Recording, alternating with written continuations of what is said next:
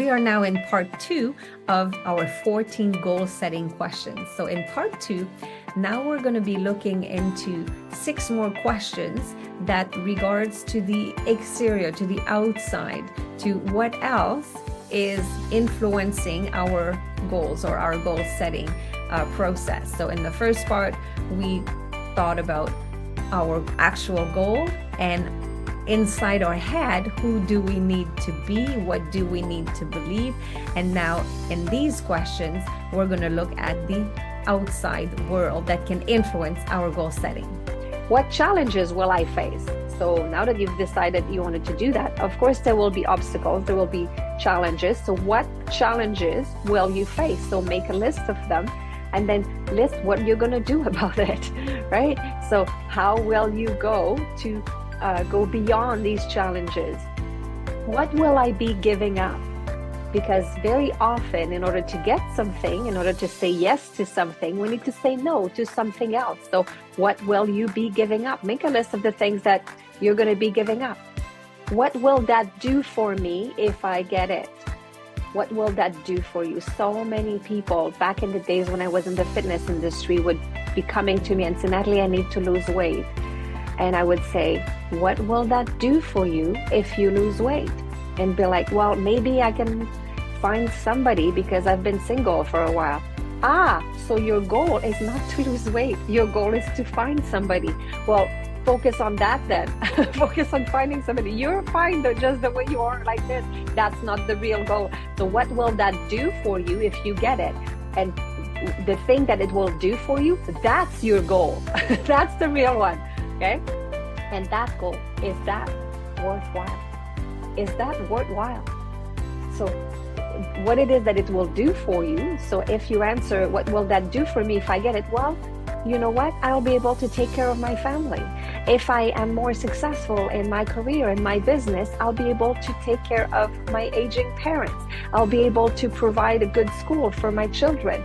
So is that worthwhile? And very often, this question, is that worthwhile? The answer to it should be heck yes. Okay? And if it's not a heck yes, then maybe it's a no. Maybe it's not a real goal. So go back to what will that do for me? And then move up to the next level and find what is the real goal that when you say, okay, that's the real goal, then is that worthwhile? Heck yes. Okay? And then what will happen if I don't get it? So what will that do for me if I get it? But what will happen if I don't get it?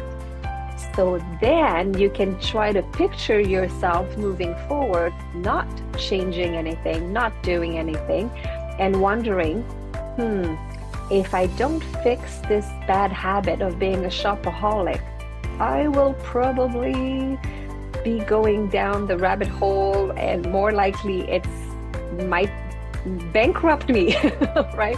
Or if I don't get successful with my business, I might have to close doors. I might have to find a job somewhere. Or if I don't apply for this promotion, I might stay stuck at this level and regret it. So what will happen if you don't get it? And thinking about that also solidifies, is that a real goal? Because sometimes what happens if you don't get it is, I'll be happy anyway. Well, is that a real goal then? And who is in your corner? The last question. So who is supporting you? Who is helping you getting rid of these limiting beliefs, facing these challenges, building strategies? Are the people around you a good influence? Who are the 5 people you spend the most time with?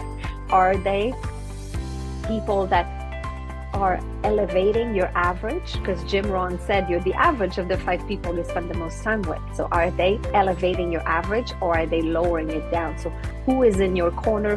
Who do you spend time with? And then what are you going to do to make sure that your environment and the people around you are also supporting your goal? So these questions are very powerful. Use them wisely, and then have a good time with your goal setting.